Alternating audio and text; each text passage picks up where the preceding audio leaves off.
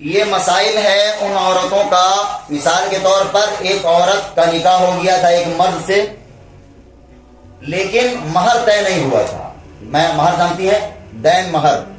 اول مہر تو مرد دیتا نہیں آج کا کم وقت. مہر عورت کا زیادہ سے زیادہ دینا چاہیے، اور دیتا بھی ہے، طے بھی کرواتا ہے تو معاف کروا دیتا. کیا کرواتا ہے؟ معاف کروا لیتا ہے. مرد کو شرم آنی چاہیے.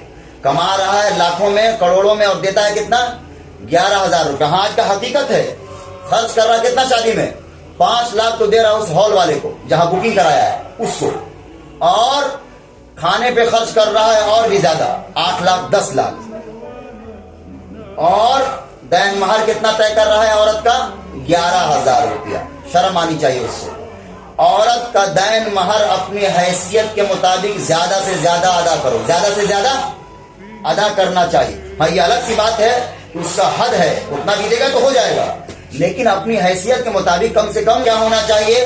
کم سے کم تو اس کی الگ ہے، کم سے کم دینے سے بھی ادا ہو جائے گا. یہ ذرا سا اختلاف ہے شافعی اور امام ابو حنیفہ کے نزدیک. لیکن مرد کے ذمہ کیا ہونا چاہیے؟ زیادہ سے زیادہ اپنی حیثیت کے مطابق ادا کرے. ہوتا ہے کہ نہیں ہوتا ہے؟ آپ لوگ بتائیے گا. شادی میں کتنا خرچ، اور شادی کا بھی ایک الگ مسئلہ ہے، کتنا خرچ ہو رہا ہے. یہ بات یاد رکھیے، سارا جو آپ نے قانون پڑھا ہے سارا کا خرچ کس کا ہے؟ مرد کا ہے. سارا خرچ کس کا ہے؟ مرد کا ہے. عورت کا 1 روپیہ خرچ نہیں ہے. عورت کا اسلام میں شادی میں 1 روپیہ خرچ نہیں ہے عورت کا. دین مہر کون دے گا؟ مرد. چھہاڑا کون لائے گا؟ مرد. رکمدانہ کون لائے گا؟ مرد. اور ولیمہ کون کرائے گا؟ مرد. عورت کا 1 روپیہ خرچ نہیں ہے. لیکن ہم لوگ رہتے ہیں ہندوانہ رسم میں، اس لیے ہمارے اندر یہ باتیں آ گئی ہیں کہ بارات بھی ہونا چاہیے اور عمدہ سے عمدہ کھانا ہونا چاہیے. عمدہ سے عمدہ.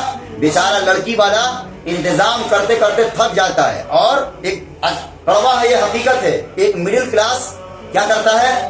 اگر اس کو شادی کرنی ہے اپنے بچی کی تو کم سے کم 2 سال 3 سال پہلے سے سوچنا شروع کر دیتا ہے. کہاں سے کرے گا وہ؟ ہے کہ نہیں ہے؟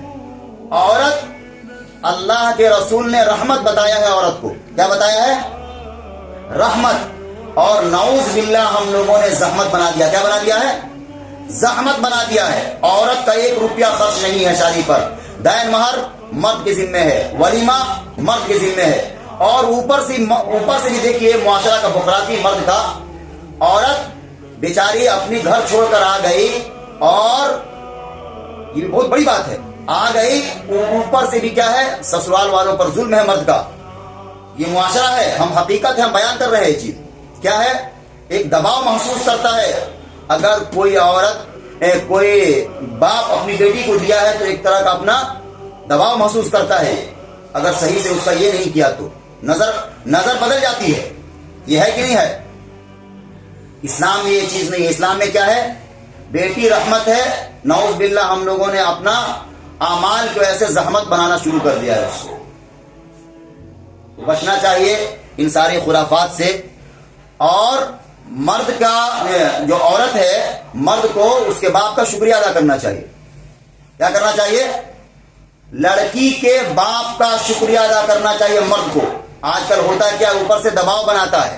ہاں ہم نے ایسا بھی کیس دیکھا ہے. کیا دیکھا ہے؟ ایک آدمی شادی کر کے لایا بارات، گاؤں دیہات میں تو ہوتا رہتا ہے. کیا دیکھا؟ اس کی خواہش تھی کہ گاڑی ملے گی. کیا ملے گی؟ ابھی چند سال پہلے کی بات ہے. اس کی خواہش تھی کہ بلیٹ ملے گا اس کو، اور ملا نہیں، مانگا نہیں تھا کم وقت. اب وہ کیا کر رہا ہے؟ دباؤ بنا رہا. جا نہیں رہا، عورت کو بھیج نہیں رہا، دباؤ بنا رہا ہے کہ دو ہمیں کسی طرح، اور کھول کر مانگ بھی نہیں رہا. فقیر جو ہے کھول کر مانگ بھی نہیں رہا، اور دباؤ بنا رہا عورت پر، اور کو ستا رہا ہے کہ نہیں دیا ہے. یہ کیا ہے؟ ظلم کا پہاڑ ہے جو عورت پر توڑ رہا ہے مرد. بلکہ اس مرد کو شکریہ ادا کرنا چاہیے لڑکی کا باپ کا، کہ 18 سال 20 سال پوس کر، پال کر، لکھا پڑھا کر تمہارے حوالے کر دیا. یہ کم احسان کیا تمہارے اوپر؟ بہت بڑا احسان کیا ہے. لیکن پھر بھی کیا ہے؟ یہ ظلم ہے. تو بہرحال ظلم ہے یہ ظلم، اور ظلم کا انجام کیا ہے؟ بہت برا ہے. تو ان ساری چیزوں سے بچنا چاہیے.